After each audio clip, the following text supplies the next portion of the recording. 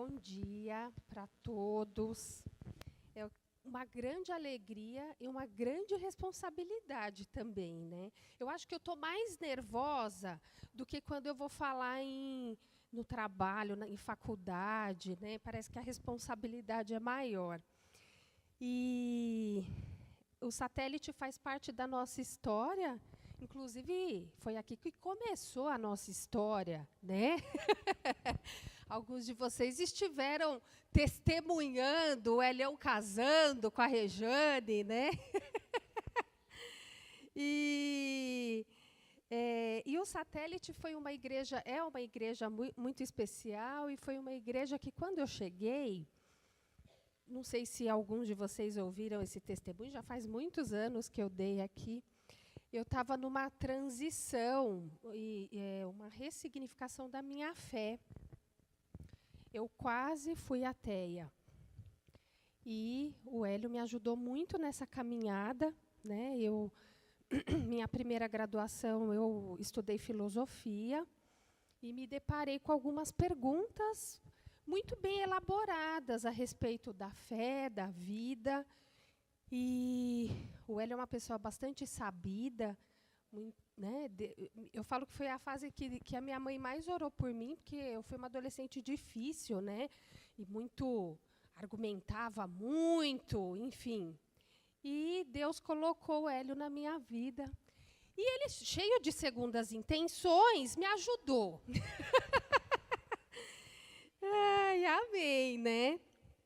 E é muito legal, né, poder compartilhar um pouquinho aí da experiência que eu tenho, como eu sou coordenadora de uma creche, a creche da empresa Avon Cosmético, é um dos benefícios que ela oferece para suas funcionárias. A Natura também tem isso, eu sou terceira, né? Então a mesma empresa faz esse trabalho lá na Natura, fiquei 14 anos lá e agora eu estou na concorrente, pela mesma empresa, né? E tenho muita experiência com mães. A minha maior experiência é com mães de filhos pequenos. Eu vi que algumas aí estão se aventurando aí nessa missão. Muito legal. Tem alguma gestante aqui? Tem? Mas está aqui? Ah, Samanta! Gente, está uma delícia reencontrar o povo aqui, né? E que legal que vocês estão aqui, porque talvez a minha palestra é para os pais em geral, mas talvez mais focado para os pais aí de crianças pequenas, mas vou falar para os avós, né, para os adultos. E muito bacana.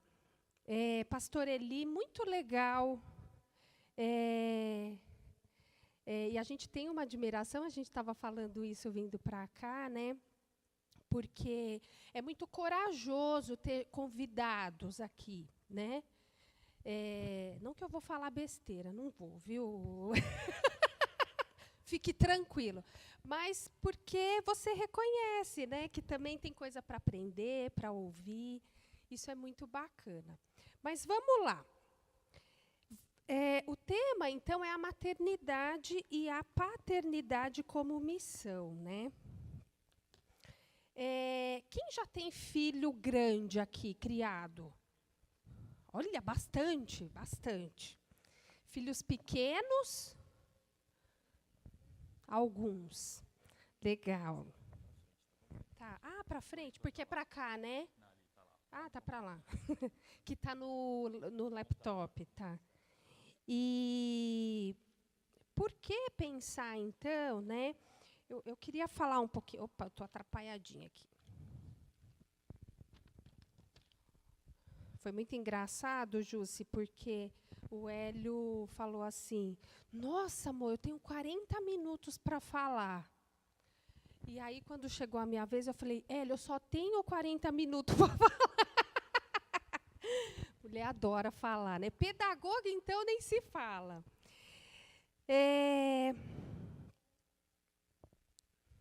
Vai para cá. Eu vou, né? Eu estou tratando missão como sinônimo de propósito, né? Porque a maternidade e a paternidade, ela tem um propósito, ela é uma missão delegada para nós, né?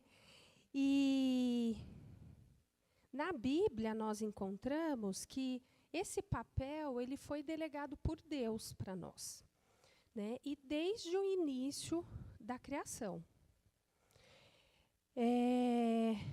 Então, eu acho que aqui está a grande pergunta, né? O porquê. Por que eu me tornei pai e mãe? Por que eu me tornei mãe? Por que eu me tornei pai? Né? Eu costumo brincar que filho é bom, mas tem um prazo de validade longo. Né? Filho é bom, mas dura pra caramba. E lá em Gênesis, eu queria que vocês abrissem Gênesis 1, 26.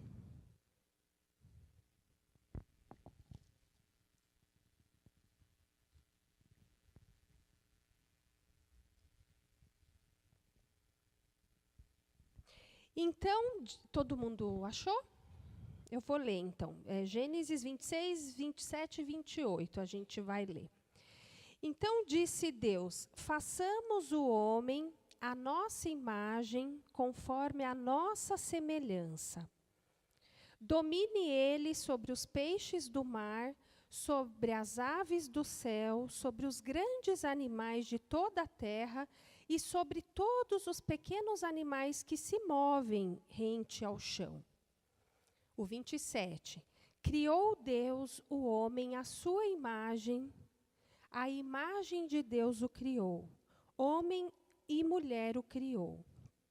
Deus os abençoou e lhes disse, sejam férteis e multipliquem-se, encham e subjuguem a terra. Dominem sobre os peixes do mar, sobre as aves do céu e sobre todos os animais que se movem pela terra. Então, aqui a gente percebe que Deus, ele evidencia, né? Eu falo que assim, essa é uma passagem que, do ponto de vista teológico, já dá pano para a manga, né? Nós sermos a imagem e semelhança de Deus, né? E de maneira bem prática, bem objetiva, né? Deus ele nos criou especiais, né? Se nós somos imagem e semelhança de Deus, né? Falo, gente, isso não é para qualquer um, né? Aqui a gente percebe o amor de Deus e a generosidade de Deus de nos dar algo que fazia parte da natureza dele, de dividir com a gente algo que fazia parte dele. Né? Então, aqui a gente encontra a evidência do quanto Deus nos amava. Inclusive, ele dá a missão de cuidarmos daquilo que ele criou, da criação. Nós fomos criação, né? Adão, Eva, a criação dele, e ele quer compartilhar essa gestão com Adão e Eva. Tem um compartilhamento, né? Então, ele nos autorizou a sermos protagonistas desta realidade, a criarmos, a dominarmos essa realidade. Ele nos autoriza a fazer isso. E é muito curioso, né? Quando a gente vai se aprofundando nos detalhes, né, da Bíblia, tem muitos. Deus não criou Adão e Eva, acho que foram os únicos humanos que foi desse jeito. Eles não foram bebês. Eles já foram criados adultos. E eu acho que tem, sim, uma intencionalidade nisso. Por quê? Porque para cuidar da criação, para gerir aquilo que ele criou, não podia ser criança, não podia ser bebê. Tinha que ter discernimento, tinha que ter racionalidade. tinha que ter competência. Tanto é que a Bíblia diz que Adão colocou nome nos animais, né? Então, precisava alguém ser experiente, né? Uma experiência. Aí, claro que eles foram construindo isso. E isso que é bonito, quando a gente vê Deus dando uma missão, Ele dá a missão e o caminho é a gente que constrói. Né? Inclusive, eu diria que esse é das características da missão. Né? A gente sabe que vai percorrer o caminho, mas a gente não sabe como que vai ser esse caminho. E isso é bonito, gente, porque Deus, Ele quer que a gente construa isso. Deus quer que a gente decida. Deus quer que a gente seja, como eu já disse, né, protagonista da nossa vida. Claro que orientado por Ele. Né? Esse é o propósito e o sentido do cristianismo, sermos conduzidos por Ele. Então, de certo modo, quando Deus fala que para a gente se multiplicar, né, para Adão e Eva se multiplicar, também tem uma intencionalidade de dar continuidade a isso, né? A criação, né? de construir e não só construir, mas para que isso não morresse. E não só na criação, homem e mulher, né, gente? Vamos olhar para as frutas. Toda fruta tem uma semente. Toda árvore tem uma semente, né? Não foi à toa que Deus... A continuidade é um plano divino, né? E os adultos, neste momento, representam esta continuidade. Naquele momento, Adão e Eva. Então, cuidar, instruir e dominar foram tarefas delegadas aos homens e mulheres. A nós. Não foram aos animais, não foram às plantas, não foram aos peixes. Né? Cuidar do outro, instruir o outro, dominar, né, subjugar, ou enfim, aí a gente pode depois... Também é um verbo que dá pano para manga, não é o domínio do autoritarismo, mas do construir saberes, foi delegado por Deus. Né? Então, o tempo todo, desde o início, Deus ele fala assim: posicionem-se diante desta realidade, desta criação. Decidam sobre ela. Né? Domínio é isso, gente. Para um gestor ser gestor, né, um pastor ser pastor, ele precisa exercer a autoridade dele, ele precisa saber, né, ele precisa saber se posicionar, mesmo com dúvida. Pastor, né, não pode ter dúvida, né, pastor? Se tiver, vamos caminhando. Vamos lá, a fila anda, como diz o outro, né?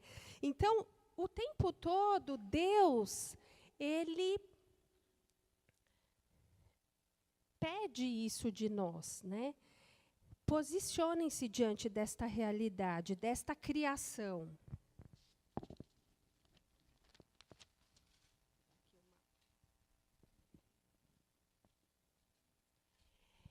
E, então, como eu disse, essa é uma imagem que fala bastante sobre os dias de hoje, né? Como eu disse, Deus já havia criado Adão e Eva adultos, né? Então, ele precisava de pessoas que já teriam, né, alguma autonomia. E o que a gente está vendo nos dias de hoje é justamente o contrário, né? Crianças, é bem legal essa imagem, né? Bem ilustrativa. Eu acho que é para chocar mesmo, viu, gente? Deus, então, ele quer que a gente, adultos, né, se posicione frente também às crianças que virão, né? E eu acho que isso, gente, eu falo que é o coração, né? Eu acredito que é na família que acontecem as grandes revoluções. É do micro para o macro, né? O Mário Sérgio Cortella, ele fala uma coisa bem interessante, que assim, o mundo que vamos deixar para os nossos filhos depende dos filhos que a gente vai deixar para o mundo. Né? Nós temos uma corresponsabilidade. E mais do que isso, nós temos um poder delegado por Deus. E o que é muito bacana, né, o que eu acho que é importante a gente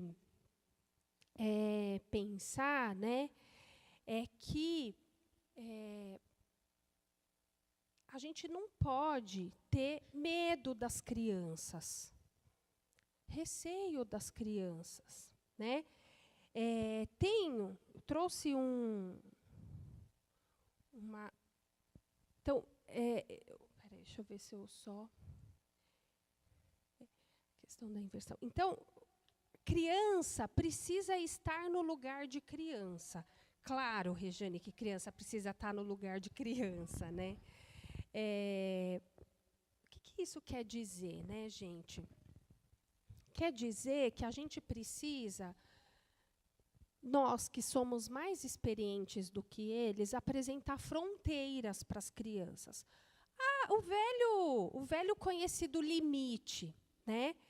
E tem uma coisa bem legal que tem a ver com o próprio nome infância, né?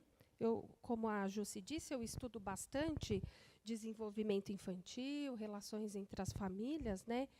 A gente se debruça aí um pouquinho em algumas coisas. E infância vem do latim infans, que significa aquele que não fala, né? Aquele que não fala. Não falar não significa que ele não se comunica. Né? As mães dos pequenininhos aí sabem, né? O choro é o principal veículo aí o choro, as expressões faciais, os gestos, né? Deus deu essa capacidade para as crianças, né? De botar a boca no trombone, de chorar, né? E a grande pergunta é, né? Se é aquele que não fala, né? Alguém precisa falar por ele. Alguém precisa pensar por ele. Alguém precisa decidir por ele. Né? E a pergunta é, o que nós estamos falando por eles, por elas? O que nós estamos decidindo por elas? Né? E essa questão da falar por alguém, né, gente, essa questão da nomeação, é uma questão também que dá bastante pano para manga, porque a nomeação, né, ela dá lugar de existência para as coisas. O nome, né, quem escolheu o nome de vocês? O significado do nome, né? As coisas que a gente dirige às crianças, os discursos, né? A psicologia se debruça muito nisso, né? Quando a gente vai fazer terapia, o terapeuta vai olhar para o discurso. Como que significa? Porque dar nome é significar. Né? Como diria Hélio Silva, meu marido, tá, gente? O nome é a ideia. Né? É uma ideia a respeito de algo. E a ideia é uma coisa muito poderosa, bem poderosa. Né? Então, é muito interessante, como eu disse, né, eu recebo mães de crianças muito pequenas. Né? E essa questão da nomeação, quando a gente faz uma reunião de adaptação antes da mãe entrar no berçário, né? E uma das perguntas que eu faço é: o que te preocupa com a entrada dele na creche, né, no berçário? Qual que é o teu maior medo? e uma mãe, como que ele é? Me conta um pouquinho como que ele é, né? Me conta as preferências dele, um bebê de 5 meses, né? Enfim, está bem no começo da vida, e uma mãe me falou assim, ele é muito mandão. E tem um temperamento muito forte. Gente, aí eu perguntei para ela, quantos meses ele tem? 5 meses. E já é mandão. Olha como ela significa essa criança. Como essa criança existe para essa mãe. Né? Criança mandão, gente, na adolescência, né? O que vai virar? Né? Ou, eu falo que assim, o tempo todo os adultos, né? É a namoradinha do papai, é o namoradinho da mamãe. Precisa cuidar dessas nomeações, né? Então, a nomeação, gente, é uma coisa bem interessante, porque ela dá marca para as crianças, dá lugar de existência para as crianças. A gente precisa cuidar das coisas que a gente fala, das coisas que a gente apresenta para as crianças, né? Eu falo que eu tenho muitos cases, né, de mãe nessa direção. A gente dá marcas para as crianças. Então, é o anjinho, é o bonzinho, é o terrível, né? Lá no meu trabalho, por exemplo, eu trabalho com uma faixa etária que morde. O pastor falou disso né? É a neta que está mordendo ou sendo mordida? Podemos falar disso. Mordida é um negócio legal da gente pensar. Eu trabalho com uma faixa etária que morde, que não fala, portanto, ainda não media os conflitos pela fala, são extremamente impulsivos, e passou na frente, eu não gostei, nhaque. E gente, um recurso inteligente, eficiente, né? E que o ser humano aprende rápido, né? Porque faz parte de uma das linguagens infantis, né? E conflito, gente, faz parte da vida. Da vida. Né? Quando eu vou falar de mordida lá para as mães, eu falo, mordida é um dos pontos aí das relações humanas. Né? Quando a gente crescer, a gente vai brigar, fazer birra. Né? Tem adulto que faz birra. E a gente tem um acordo ético, inclusive, de quando a gente for contar para a mãe que mordeu, já estou assustando as gestantes aqui, né? Quando a gente vai contar para a mãe que ele foi mordido, ou por conflito de brinquedo, né? Ou porque atravessou na frente do outro, o outro não gostou, foi mordido, a gente tem um compromisso de não dizer quem mordeu. Justamente para a gente preservar uma criança que está que está construindo a identidade dela, né? E a gente acredita assim que nós também somos constituintes dessa identidade, para ele não ficar no lugar do mordedor, porque passa essa fase, né? Passa. Nós tínhamos uma mãe que a criança começou a morder muito, né? E aí, depois, quando isso se repete muito com uma criança, a gente senta para conversar, porque a mordida, uma das questões pode ser algum desequilíbrio que tenha acontecido na rotina dela. E o desequilíbrio, gente, para a criança, aos nossos olhos passa muito batido, mas pode ser um colega novo que chegou na sala e ele está enciumado. É um desequilíbrio, né? Pode estar chegando o irmão, pode estar mudando de casa, né? Tive um lá que mordeu porque mudou de casa.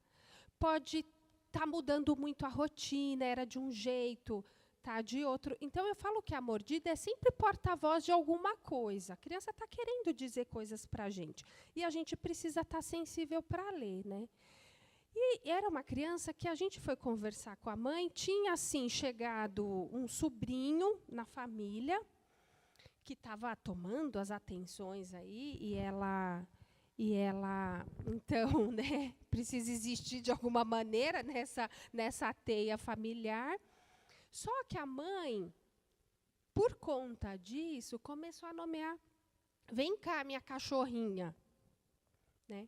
E a gente orientou, falou, olha, não é legal. Né? Ela não é, primeiro que não é cachorrinho, é gente, né? É criança, vai passar essa fase, mas é importante que você não reforce isso. Né? Então, falar pelas crianças é uma tarefa dos adultos. E a gente está tão na individualidade, né, gente? Isso é uma questão da contemporaneidade, né? Individualidade, a falta de troca, que a gente perdeu uma coisa que é os adultos se sentirem responsáveis pelas crianças. Não é só pai e mãe que é responsável pelas crianças. Os adultos são responsáveis pelas crianças. Né? Isso não é muito tranquilo para alguns pais. Né? Vou dar um exemplo clássico. Né? A professora lá da Escola Bíblica Dominical chamou a atenção dele, o pai não gosta, a mãe não gosta. Naquele momento, ele é o adulto que representa a regra, o melhor jeito de se relacionar com os colegas. Né? Então, muitas vezes, os pais desautorizam autoridades. E a gente não pode fazer isso. Se a gente escolheu este lugar, né, a igreja que a gente está, a escola que a gente está, e é a gente que precisa escolher isso e não os filhos, é porque eu estou dizendo assim, ele vai me representar na minha ausência. E a gente perdeu isso. O Davi tem 9 anos, há 1 ano e meio ele participa de um grupo que a gente gosta muito, se diverte, né, Hélio, que é o Escoteiro, né? E eu não sei se vocês conhecem o movimento do escotismo. É muito novo para a gente, já conhecia de ouvir falar e tudo mais. E eles fazem 1 vez por ano um acampamento com as famílias, né, que eles chamam de acampais, porque os pais também podem participar. E né, eu já me sinto velha para fazer algumas coisas, principalmente dormir em saco de dormir. Imagina! Tanto tempo, né? E vida de escoteiro é uma vida rústica. Eu falo que água gelada para beber e banho quente para tomar, artigo de luxo em acampamento de escoteiro. E aí chega o Hélio, é um dos pais lá de apoio, né? Chega o Hélio e fala assim, então, vai ter o acampais? Vamos? Eu falo, não vou. Né? Ele conhece a peça, né? Primeiro eu brigo para depois pensar, né? Não, moça, você tem razão, acho que é bacana a gente ir, né? E tal. E tem uma coisa muito legal, né? Que logo quando a gente chega, eles reúnem todo mundo, né? Antes de entrar no ônibus e tal. E os líderes lá são chamados de chefe. Então, a chefe Mônica, o chefe Hélio, o chefe Marcelo, chamado de chefe. Porque a hierarquia, eles não têm problema com a hierarquia, né? É o chefe. E é como chefe que as crianças precisam se reportar, né? E a gente recebe a orientação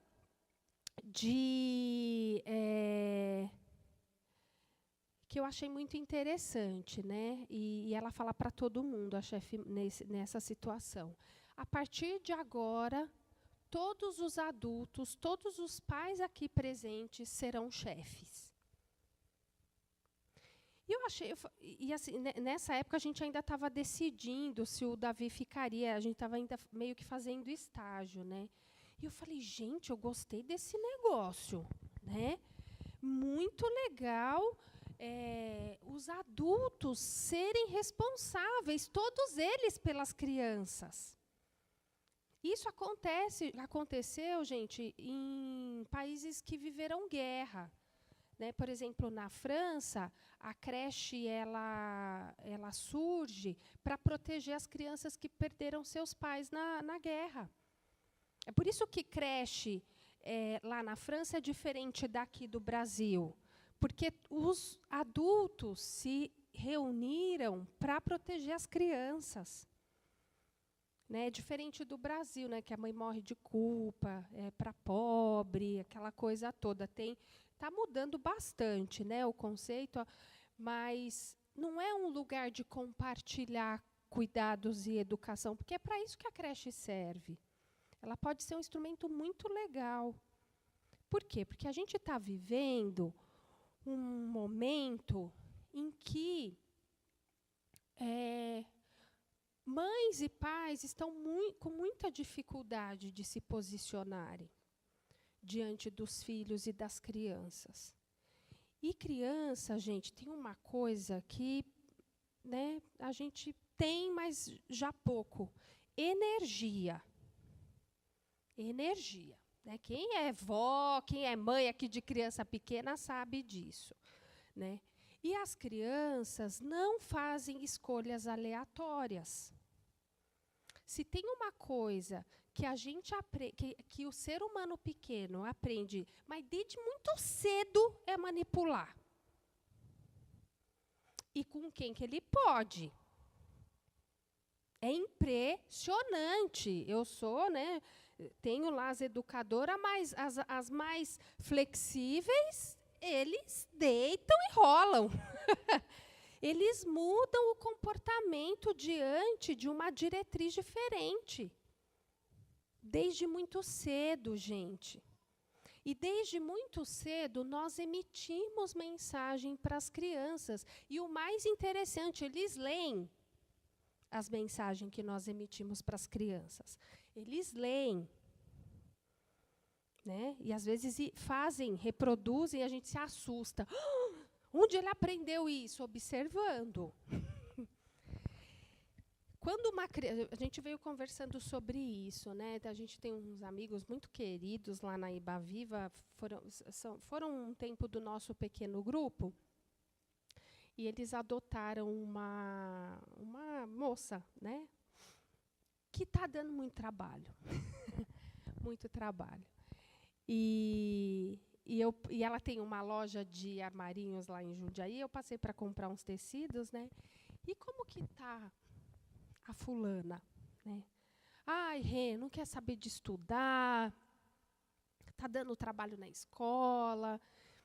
E uma das coisas que me impressionou é que ela fala que numa das discussões, porque ela não está indo bem na escola, tem muita nota vermelha, acha que vai repetir de ano. É uma escola bem cara em Jundiaí, muito bem reconhecida aí como uma boa escola, e ela não está, né, cumprindo aí com as obrigações de filha. E numa das discussões deles, ela fala assim: eu não escolhi estar aqui. Eu não escolhi, vocês que quiseram que eu estivesse aqui. Né? Vocês que escolheram essa escola para mim, que escolheram essa vida para mim. Né? E, gente, pensa, quem é pai de adolescente aqui? Uhul, aventura!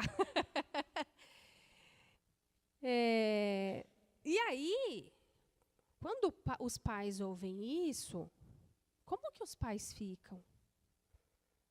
Qual que é a reação? Paralisados, gente. Paralisados diante de um argumento. Um bom argumento, né? Eu falo que todo adolescente tem uma carreira bem para ser advogado, né? Porque a argumentação, a retórica é refinadíssima. Fazem curso de hermenêutica, não é possível, né? E quando ela me disse isso, falei para ela: fulana, vocês precisam sair do lugar de paralisados.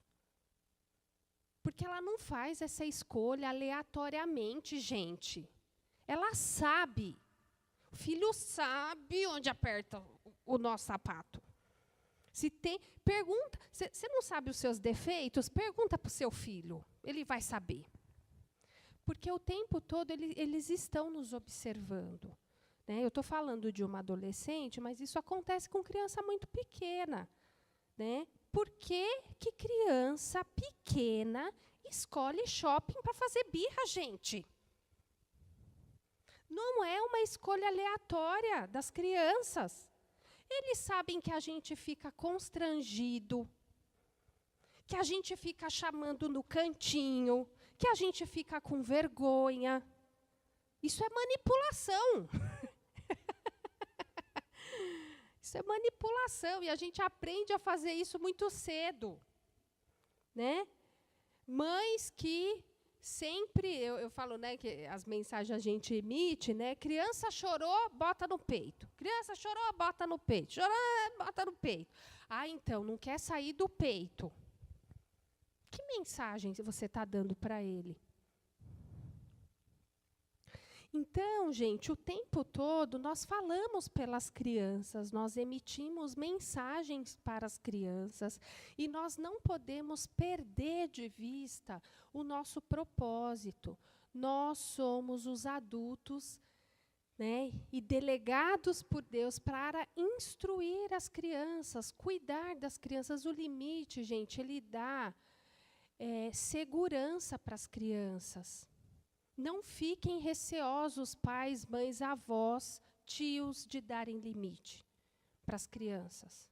Não se constranjam, né? Eu falo que quando a gente é mãe ou pai, né, a gente adquire duas coisas: dor no coração e medo do desamor dos filhos, né? Essas duas coisas são muito importantes.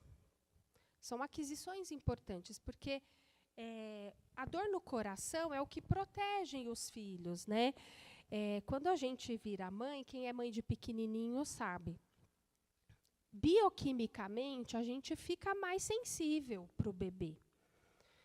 A gente produz hormônios que a gente só produz quando tem bebê, né?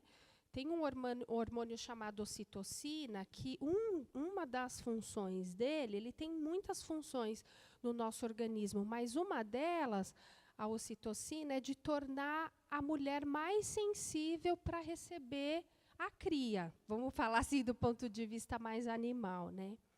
Eu até costumo dizer, se a gente não tivesse metade dos hormônios que a gente tem, morriam.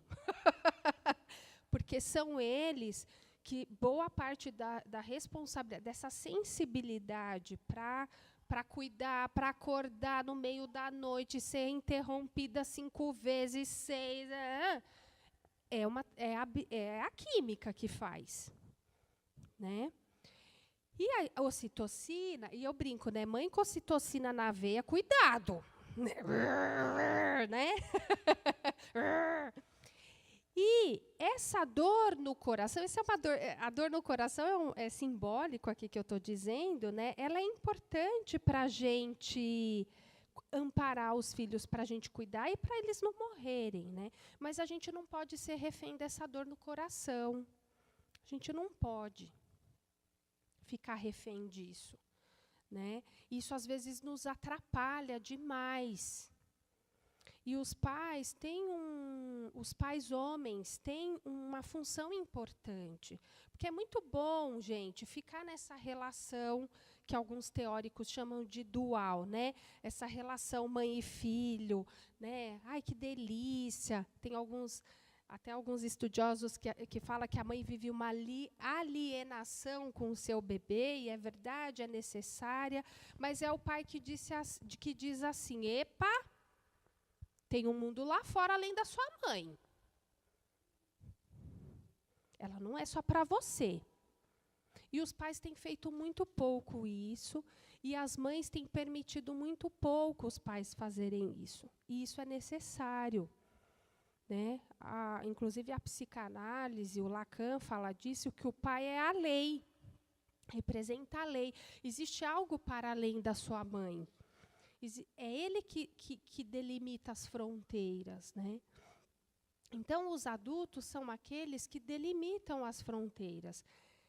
A criança só vai desejar ser adulto se ela estiver no lugar de criança. E a gente não tem permitido isso. A gente não tem permitido as crianças estarem no lugar de crianças. É importante, pais e mães, principalmente dos pequenos, né? Vocês fazerem coisas que as crianças não vão participar. Não é para participar. É importante ir no cinema, comer uma pizza sem os filhos, deixar com a avó, pagar alguém. É importante. É importante a criança perceber que existe uma vida para além dela. Futuros pais. Né? Mães, não se sintam culpadas porque você imagina eu me divertir com meu marido e deixar meu filho com a avó. É importante, gente. Pequenininho a gente não consegue mesmo, eles dependem muito da gente e tal, mas é importante os filhos saberem que existem fronteiras que os coloquem no lugar de criança. Por que os filhos não querem sair de casa, gente? Porque são dono da casa. Não tem mais dono da casa. O que acontecia? Quem aqui de uma geração um pouco anterior à minha, o que acontecia com os filhos lá? A minha sogra fala que isso aconteceu com um dos irmãos, né? Quando discordavam do pai, eles saíam de casa. Essa era a oposição permitida, né? E autorizada. Quantos homens saíram de casa brigado com seus pais? Por quê? Porque o dono da casa aqui sou eu. Claro que hoje a gente vive num lugar, né, e num momento histórico em que conversar, se relacionar, são coisas importantes. A gente sabe disso, né? E a gente só vai construir essa autoridade e cumprir com a nossa missão de pais e mães se a gente se relacionar com as nossas crianças, né? É importante o relacionamento, o cuidado, a preservação, né? Tem coisas que eles podem decidir, né? O sabor da pizza, que roupa dá para decidir dar. Hoje a gente está no momento que a gente também pode negociar com os filhos, mas tem algumas coisas, valores, não dá para negociar. Autoridade não dá para negociar. Tem coisas que são inegociáveis na relação com os nossos filhos. E a autoridade é uma delas. Então, por que, né, propósito? Né? Qual que é o nosso propósito, então? Né? Sermos representantes dessa autoridade para os nossos filhos. Né? Porque isso foi delegado por Deus. Né? Nós estamos autorizados. Dificilmente, gente, claro, raras exceções, né? Mas se você tem um relacionamento bacana com seu filho, saudável, adequado, suficientemente bom, o Winnicott fala isso, eu gosto muito do Winnicott, é um teórico, foi um pediatra psicanalista e foi o primeiro pediatra psicanalista que escreveu para os pais, né, para as mães. E ele fala que a mãe precisa ser suficientemente boa, nem de mais nem de menos. Né? E quando a gente coloca os limites, quando a gente coloca as faltas, a gente permite que as crianças desejem coisas. Né? Então, a gente não está sozinho nessa caminhada, nessa peregrinação, né? Nesta missão. Principalmente nós cristãos, nós temos a igreja, né? Que é para nos ajudar, nos auxiliar. Nós temos amigos. Hoje nós podemos contar com profissionais que podem nos ajudar em situações difíceis. Já vivi algumas situações difíceis com o Davi que a gente precisou recorrer. Né? Até para a gente se organizar, porque a gente se desorganiza internamente. Né? A gente se aflige, porque a dor do coração é maior. Então, nós não estamos sozinhos nessa caminhada. E mais do que isso, né? Nesta caminhada, a gente precisa confiar, né? Que Deus está conosco. Né? Que Deus abençoa os nossos filhos, abençoa o nosso futuro, né? Então, quando a gente vê lá Cristo, né, dando a missão para Paulo, lá na conversão dele, né? E ele pergunta, Senhor, o que queres que eu te faça? Né? Vá na cidade e lá você vai saber o que tem que fazer. O que Deus está pedindo para Paulo? Né? Ele deu um mapa para Paulo, todas as diretrizes, né? Todo o plano de ação. Não, confia em mim e vai. E esse é o propósito da caminhada. Não vem com manual, gente, não adianta. Vem com orientações, né? Mas Deus quer que nós decidamos pelos nossos filhos, que decidamos a nossa vida, né? Que façamos escolhas, porque Ele estará conosco, né? Ele estará conosco, Ele nos honra nisso, né? Vamos orar? Deus, muito obrigado porque podemos ser pessoas melhores quando estudamos a Tua palavra, quando interagimos com pessoas mais experientes, quando trocamos experiências, Senhor, e abra os nossos corações para sermos melhores, para a transformação acontecer, para a mudança acontecer. Esteja, Senhor, com o futuro, cuidando do nosso futuro, cuidando dos nossos filhos, dos netos que virão, dos sobrinhos. Nos fortaleça, Senhor, nessa missão de sermos Teus representantes aqui. Nos permita ter coragem de se posicionar frente aos filhos e frente a situações difíceis. Nos ajude a ter força, fé e coragem. Em nome de Jesus, amém.